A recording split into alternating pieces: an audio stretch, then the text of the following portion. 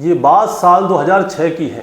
साल 2006 में भोपाल के रहने वाले एक प्लाईवुड कारोबारी की बड़े ही धूमधाम से शादी होती है। इतनी धूमधाम से शादी होती है कि आसपास के जितने भी व्यापारी होते हैं, अड़ोस पड़ोस के लोग होते हैं, रिश्तेदार होते हैं, उन सभी को निमंत्रण दिया जाता है। और लड़का इकलौता था घर का और अच्छा कारोबारी था, तो शादी भी बड़ी धूमधाम से की जाती है। यहाँ पे शादी में एक और लड़का आया हुआ होता है और वो लड़का शादी की रौनक को देख रहा था। अब थोड़ी ही देर बाद दूल्हे की एंट्री होती है स्टेज पे और उसके बाद दुल्हन की एंट्री होती है। जिस समय पे दुल्हन की एंट्री होती है तो जो लड़का शादी में आया हुआ है वो दुल्हन को टुकुर टुकुर देख रहा था, क्योंकि उसे दुल्हन बहुत ज़्यादा पसंद आती है, क्योंकि दुल्हन खूबसूरत भी होती है। अब ये लड़का मन ही मन में सोचता है कि क्यों ना इस दुल्हन के साथ मेरी सुहागरात मनाई जाती तो कितना अच्छा होता। आज ये दुल्हा सुहागरात मनाएगा, अगर इसकी जगह मैं इस दुल्हन के साथ में सुहागरात मना रहा होता तो मज़ा ही आ जाता। अब दोस्तों शादी हो जाती है। उसके बाद ये जो लड़का है, दुल्हन इससे 3-4 साल बड़ी है उम्र में। ये लड़का क्या करता है, उस दुल्हन से बातचीत करने की कोशिश करता है और बातचीत करने के बाद दुल्हन के साथ में इसकी दोस्ती हो जाती है, दोस्ती प्यार में बदल जाती है और उसके बाद इस लड़के का सपना पूरा हो जाता है, क्योंकि ये लड़का जो है फिर उस दुल्हन के साथ में सुहागरात मनाता था, शारीरिक संबंध बनाता था, जब इच्छा होती थी तब मनाता था और कई साल तक मनाता रहता है। इसके बाद दोस्तों होता क्या है, इसके बाद जब इन दोनों के बीच में शारीरिक संबंध बनते हैं तो वहीं पे एक कत्ल की कहानी लिख दी जाती है और कत्ल भी कुछ इस तरह से किया जाता है कि किसी को कुछ पता ना चल सके। लेकिन जब पुलिस को लाश मिलती है तो लाश के पास से एक गैस एजेंसी की पर्ची मिलती है और उस गैस एजेंसी की पर्ची की वजह से लाश की पहचान होती है और जो कातिल हैं उन सभी का नाम भी सामने आता है। दोस्तों आज की कहानी इसी लड़के के ऊपर है और दुल्हन के ऊपर है। जो लड़का दुल्हन को देखकर सपने देख रहा था कि इस दुल्हन के साथ मैं सुहागरात मनाता तो कैसे होता। और दोस्तों इन्होंने किसका कत्ल किया था, ये कहानी में मैं आपको शुरू से लेकर आखिर तक बताऊंगा। दोस्तों अगर आप मेरे चैनल पे नए हैं तो चैनल को जल्दी से सब्सक्राइब कर दीजिएगा, ताकि रोजाना रात को 8 बजे मैं आपके लिए एक सच्ची घटना की कहानी लेकर आ सकूं। नमस्कार दोस्तों, मैं गौरव शर्मा और आप देख रहे हैं गौरव शर्मा सफ़र। दोस्तों आज की जो सच्ची घटना मैं आपको सुनाने जा रहा हूं, ये सच्ची घटना शुरू होती है मध्य प्रदेश के भोपाल शहर से। और भोपाल शहर में एक पुलिस स्टेशन लगता है जिसका नाम है गोविंदपुर पुलिस स्टेशन। और गोविंदपुर पुलिस स्टेशन के अंतर्गत एक इलाका आता है बरखेड़ा पठानी। बरखेड़ा पठानी के नज़दीक में ही कुछ खंडर हैं। दरअसल दोस्तों मैं बात कर रहा हूँ 11 नवंबर 2013 की देर रात की। उन्हीं खंडरों के पास से एक व्यक्ति गुजर रहा होता है, रात का समय होता है। अब जब वो व्यक्ति वहाँ से गुजर रहा होता है तो वहाँ पे उसे कुछ अजीब सी स्मेल आती है। जब उसे अजीब सी स्मेल आती है तो वो आसपास देखता है। रात का समय था, अंधेरा हो रहा था और कुछ जलने की स्मेल थी। अब ये देखता है कि ये स्मेल कहाँ से आ रही है, तो थोड़ी दूर पे ही इसे कुछ रोशनी सी नज़र आती है, वहाँ पे कुछ जल रहा था। अब ये आदमी उस जलती हुई रोशनी के पास जाता है और जब पास जाके देखता है तो वो पता चलता है कि ज़मीन पे एक लाश पड़ी हुई है और लाश में आग लग रही है, किसी आदमी की लाश है। अब ये आदमी उस लाश को देखते ही चौंक जाता है, तुरंत ही पुलिस को फ़ोन करता है और जब पुलिस को फ़ोन करता है तो गोविंदपुर पुलिस तुरंत ही मौके पर पहुंचती है। मौके पर जाके देखा जाता है कि एक आदमी की लाश आग लग रही है। पहले तो उस आग को बुझाया जाता है और ये बात जो है जो उनके बड़े अधिकारी हैं उन तक पहुंचाई जाती है। और जब बड़े अधिकारियों तक ये वाली बात पहुंचाई जाती है तो एसपी, डीजीपी भारी पुलिस फोर्स के साथ में वहाँ पे पहुँच जाते हैं और पुलिस स्टेशन के एसएचओ भी होते हैं, एसपी होते हैं, डीजीपी होते हैं, सब लोग पहुँच जाते हैं। डॉग स्क्वाड की टीम जाती है, फॉरेंसिक टीम जाती है और वहाँ पे जाके जांच पड़ताल की जाती है। जो लाश है उसे कब्जे में लेके पोस्टमार्टम के लिए भेजा जाता है। आसपास में देखा जाता है कि कुछ पड़ा है कि नहीं पड़ा, कोई सबूत मिल जाए। और जो लाश है वो पूरी तरह से नहीं जली थी, वो अध जली थी, यानी कि आधी लाश जल पाई थी, आधी रह गई थी। तब तक में पुलिस पहुंच जाती है और उस आग को बुझा देती है। और जब पुलिस ने उस आग को बुझा दिया तो नीचे का हिस्सा जो था वो नहीं जल पाया था। और जब जल नहीं पाया था तो लाश के पास से क्या है, एक पर्स मिलता है। उसकी जेब में एक पर्स होता है, पर्स में 5000 रुपये होते हैं, कुछ कागज़ होते हैं। लाश ने एक अंगूठी पहनी हुई होती है और उसके पर्स में जो है एक गैस एजेंसी की पर्ची निकलती है। अब पुलिस वाले उसको अच्छी तरह से तलाश कर लेते हैं, लेकिन उस लाश की कोई पहचान नहीं मिलती। अब जब पहचान नहीं मिलती तो पुलिस वालों के पास सिर्फ एक चीज़ होती है, गैस एजेंसी की पर्ची। अब पुलिस वाले क्या करते हैं, उस गैस एजेंसी में जाते हैं, क्योंकि पर्स में आग नहीं लगी थी। 5,000 रुपये जो कागज़ और गैस एजेंसी की पर्ची थी वो बिल्कुल साफ़ मिली थी। अब पुलिस वाले क्या करते हैं, सीधे जाते हैं उस गैस एजेंसी पर और गैस एजेंसी पर आ जाके उस पर्ची को पकड़ाते हैं और पुलिस वाले उनसे पूछते हैं कि ये पर्ची आपने किसको दी है, क्योंकि जब गैस एजेंसी से आपको पर्ची मिलती है तो उस पर टाइमिंग लिखी होती है और जो कस्टमर है उसकी आईडी नंबर भी होता है। अब जो गैस एजेंसी वाले थे वो क्या करते हैं, उस पर्ची को लेते हैं, आईडी नंबर को चेक करते हैं और जब आईडी नंबर चेक किया जाता है तब जाके एक नाम सामने आता है। नाम होता है मनीष तस्तानी, पुत्र दिलीप तस्तानी। इसका पता है एयरपोर्ट के पास पंचवटी कॉलोनी, मकान नंबर 47। अब होता क्या है, पुलिस वाले मनीष तस्तानी के घर पे जाते हैं और वहाँ पे जाके दरवाज़ा खटखटाया जाता है। वो उनसे पूछते हैं कि ये मनीष तस्तानी का ही घर है, तो उसके परिवार वाले बोलते हैं कि हाँ मनीष तस्तानी का ही घर है, बताइए। तो पुलिस वाले कहते हैं कि हमें मनीष तस्तानी से मिलना है। तो परिवार वाले बोलते हैं कि मनीष तस्तानी दुकान पे गए हुए हैं और वो किसी काम से बाहर चले गए हैं, वो अभी तक आए नहीं हैं, आप बात बताइए क्या हुआ। तो पुलिस वाले कहते हैं कि आप ऐसा कीजिए, आप हमारे साथ पोस्टमार्टम हाउस चलिए, हमें आपको वहाँ पे कुछ दिखाना है। तो मनीष तस्तानी के घर वाले कहते हैं कि बात क्या है, आप हमें बताइए तो सही। पुलिस वाले कहते हैं एक बार आप हमारे साथ चलिए, एक बार आप देख लीजिए, तसल्ली कर लीजिए, उसके बाद में हम आपको सारी बात बता देंगे। अब होता क्या है दोस्तों, पुलिस वाले मनीष तस्तानी के परिवार वालों को उस लाश को दिखाने के लिए लेके जाते हैं जो लाश पुलिस वालों को मिली थी। अब जैसे ही मनीष तस्तानी के परिवार वाले देखते हैं तो वो चौंक जाते हैं, क्योंकि ये लाश किसी और की नहीं मनीष तस्तानी की ही होती है। और पोस्टमार्टम में साफ साफ पता चलता है कि पहले इसके सर में गोली मारी गई है, एक गोली इसके सर में मारी गई है, 2 गोली उसके पेट में मारी गई हैं और उसके बाद लाश की पहचान मिटाने के लिए उसके ऊपर पेट्रोल डाला गया है और पेट्रोल डाल के उसको आग लगाई गई है, जिसकी वजह से मनीष तस्तानी की पहचान ना हो सके। अब पहचान हो चुकी है कि मनीष तस्तानी है, उसके परिवार वालों ने उसको पहचान लिया है। अब पुलिस वाले मनीष तस्तानी के पूरे परिवार के बारे में जानकारी लेते हैं कि इसके परिवार में कौन कौन है, मनीष तस्तानी का किससे लड़ाई था, किससे झगड़ा था, क्या विवाद था, या किसी ने इसको धमकी दी थी, लव अफेयर था, क्या थी, पूरी जानकारी लेते हैं।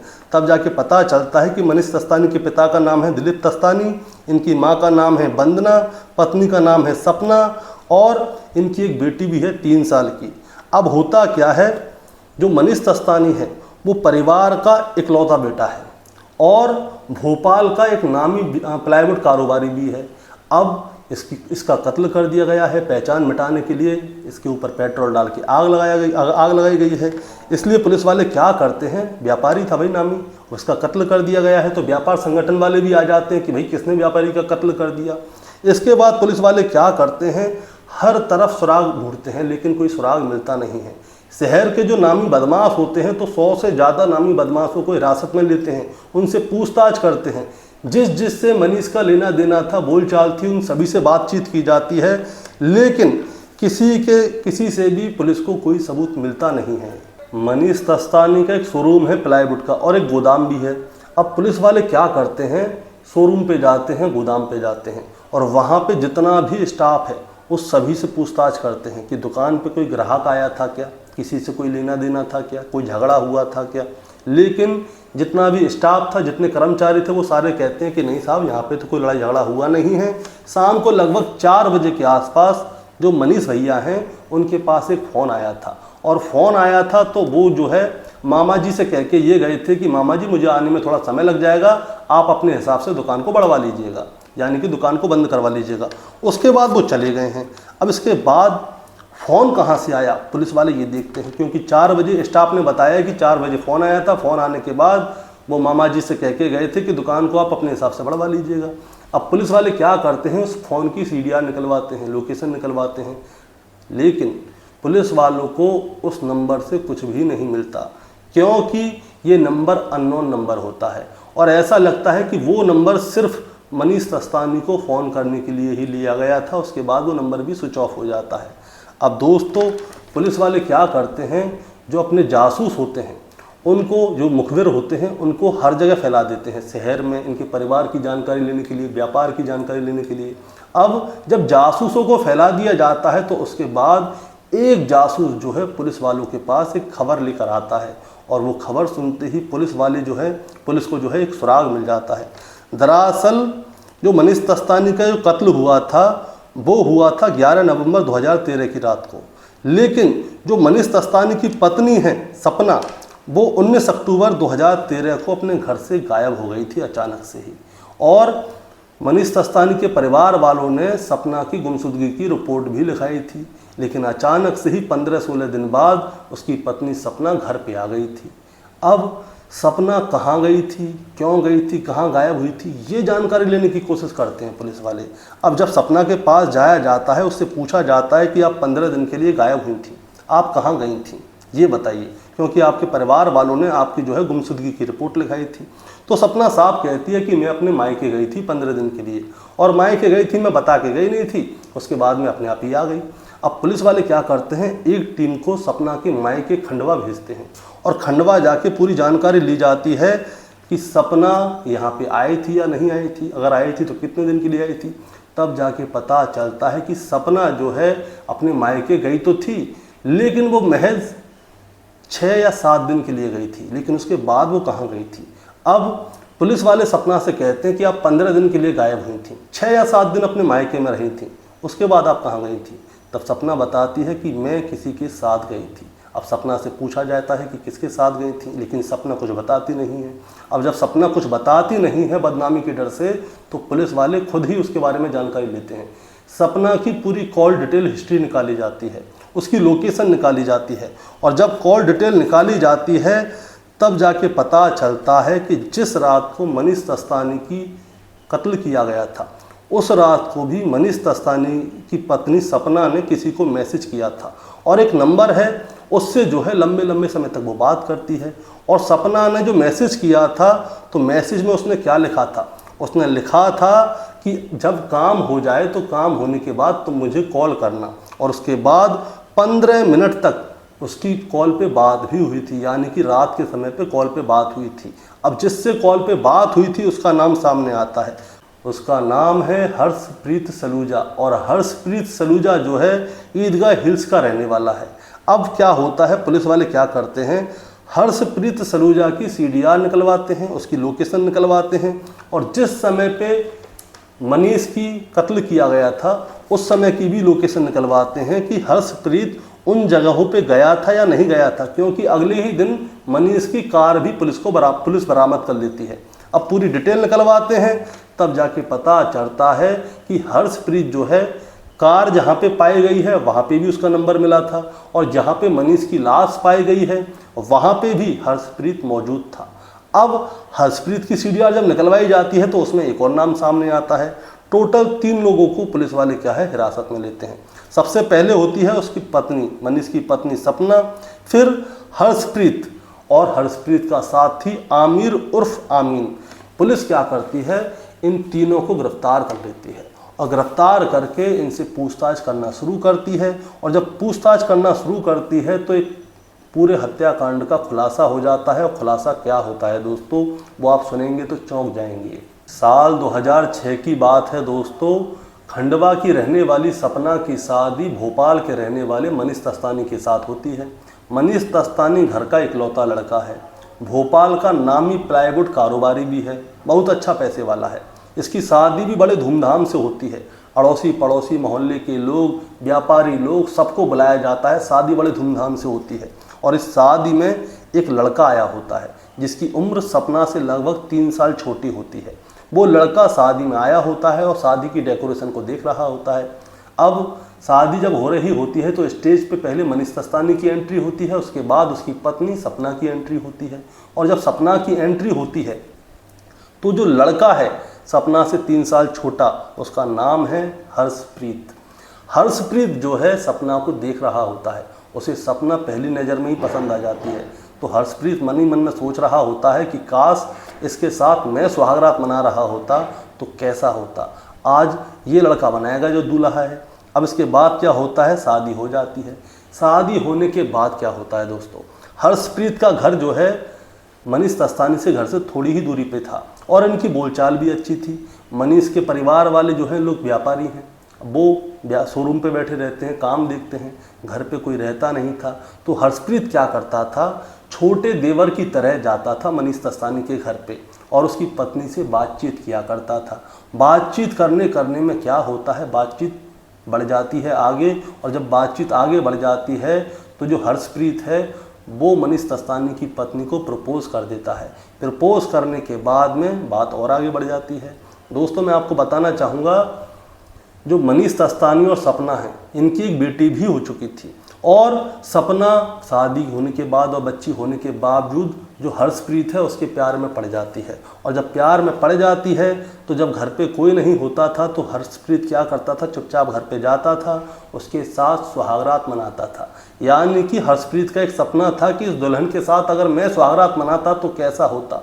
हर्षप्रीत ने सपना के साथ में सुहागरात मना के अपना सपना पूरा कर लिया और जब जब इसको समय मिलता था तब सपना को बाहर भी बुलाता था, उसके साथ शारीरिक संबंध बनाता था।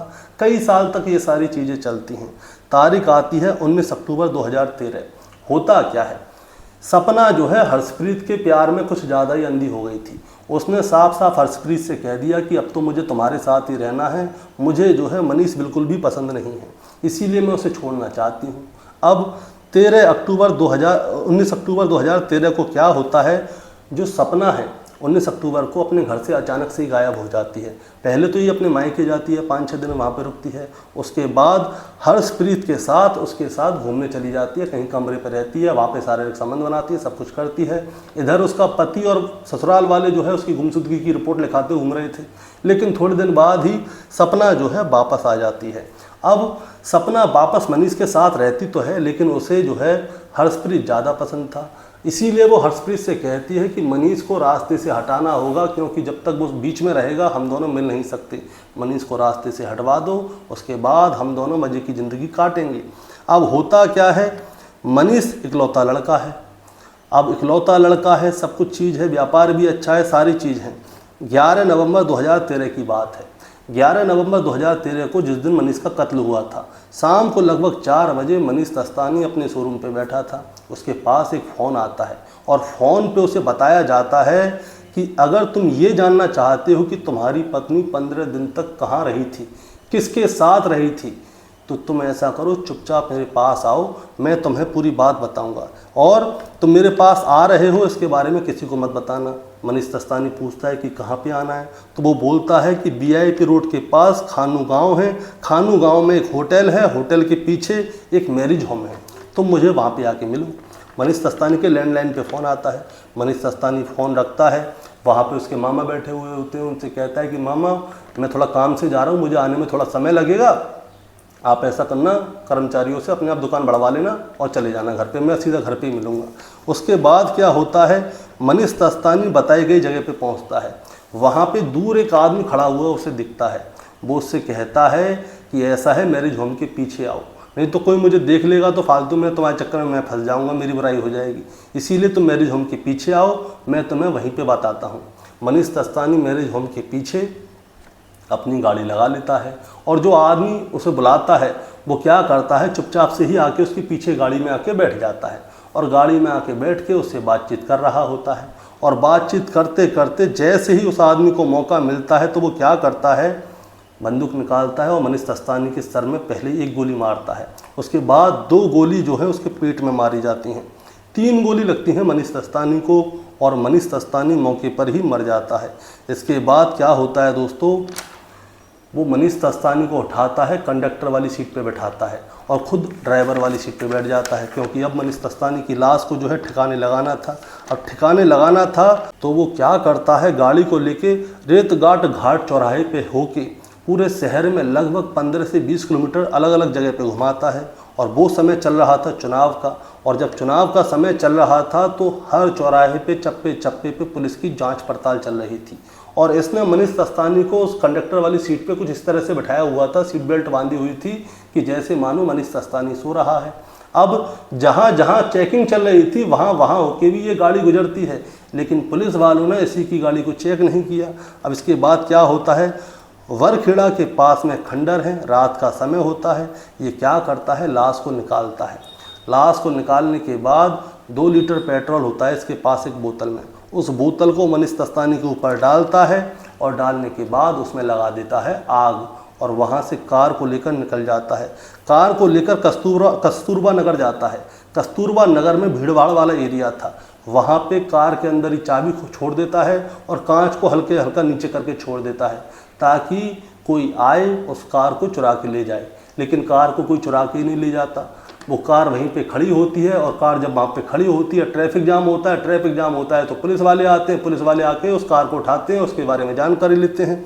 और सपना और जो उसका हर्षप्रीत प्रेमी है, ये दोनों क्या सोचते हैं कि ये दोनों पकड़े नहीं जाएंगे। लेकिन जिस रात को जो मनीष दस्तानी की लाश को जलाया गया था खंडरों में, तो वहाँ से एक आदमी गुजर रहा था। आदमी जब गुजर रहा था तो उसे स्मेल आती है, अजीब सी स्मेल आती है। तो नज़दीक जाके देखता है, वो पुलिस को बुलाता है। पुलिस मौके पर पहुँचती है। मनीष दस्तानी की लाश को कब्जे में लिया जाता है, पोस्टमार्टम में भेजा जाता है। पर्स में कुछ पैसे और एक गैस की पर्ची मिलती है। गैस की पर्ची की वजह से मनीष दस्तानी का पता लगता है। मनीष दस्तानी के बारे में जब पता लगता है तब जाके पता चलता है कि उसकी पत्नी किसी के साथ भागी थी, और जब भागी थी तो उसके बारे में पूरी जानकारी ली जाती है। तब जाके सपना, उसका प्रेमी हर्षप्रीत और उस हर्षप्रीत का साथी आमिर उर्फ आमीन, इन तीनों को गिरफ्तार कर लिया जाता है। दोस्तों, सपना की एक 3 साल की बेटी भी थी। बाप मर चुका है, माँ जेल में चली गई है। इसके बाद होता क्या है 3 साल का समय बीतता है। 13 से 14, 14 से 15, 15 से 16 आ जाती है। और 16 में क्या होता है, अदालत अपना फैसला सुनाती है। अदालत अपने फैसले में सपना, हर्षप्रीत और आमिर, जो कि फ़ोन करके जिसने मनीष दस्तानी को बुलाया था, इन तीनों लोगों को आजीवन कारावास की सज़ा सुनाती है। अब दोस्तों होता क्या है, इसके बाद में चाहे सपना है, चाहे हर्षप्रीत है, चाहे आमिर है, ये तीनों क्या करते हैं, जमानत लेने की बहुत कोशिश करते हैं। लेकिन मनीष दस्तानी के परिवार वाले बड़ी ही मुस्तैदी से लगे हुए हैं। वो लोग इन्हें जेल से रिहा नहीं होने दे रहे। लेकिन देश का कानून इतना लचीला है कि अगर ये थोड़ी और मेहनत करेंगे तो उसके बाद इन्हें जमानत मिल भी जाएगी और उसके बाद ही आज़ादी से ज़िंदगी गुजारेंगे। लेकिन इन लोगों ने जो किया है वो बहुत ही गलत किया है। दोस्तों, इस कहानी को सुनाने का मतलब आपको परेशान करना या विचलित करना बिल्कुल नहीं है, बस आपको बताना है और जताना है। सपना चाहती तो अपने प्रेमी के साथ में भाग सकती थी, लेकिन उसे जो है अपने पति का कत्ल करना था। अभी 1-1.5 साल से आप देख रहे हैं कि पतियों को पत्नियां मार रही हैं। ये कोई नई बात नहीं है, शुरू से ही बहुत समय से पत्नियां पतियों को मार रही हैं, लेकिन वो जो है न्यूज़ पे हाईलाइट नहीं होता था। अब कुछ पतियों को कुछ ज़्यादा ही बेदर्दी से मारा गया, तब जाके ये सारी चीज़ हाईलाइट हुई है। हमें हमेशा न्यूज़ पे दिखाया जाता था कि दुल्हन को मार दिया गया, आग लगा दी, फांसी लगा दी, ये कुछ ही केस होते थे। अब आप देखिए रोजाना कैसे केस आ रहे हैं जहाँ पे पतियों को दूल्हे को मारा जा रहा है और दुल्हन का कहीं और संपर्क मिल रहा है, और मरवा कौन रही है, दुल्हन। यानी कि दोस्तों, ये कोई नई कहानी नहीं है, शुरू से ही है। आपका क्या कहना है इस कहानी के बारे में, आप ज़रा हमें कमेंट में बताएं। और चैनल पे नए हैं तो चैनल को जल्दी से सब्सक्राइब करके जाएं, ताकि रोजाना रात को 8 बजे मैं आपके लिए एक सच्ची घटना की कहानी लेकर आ सकूं। नमस्कार।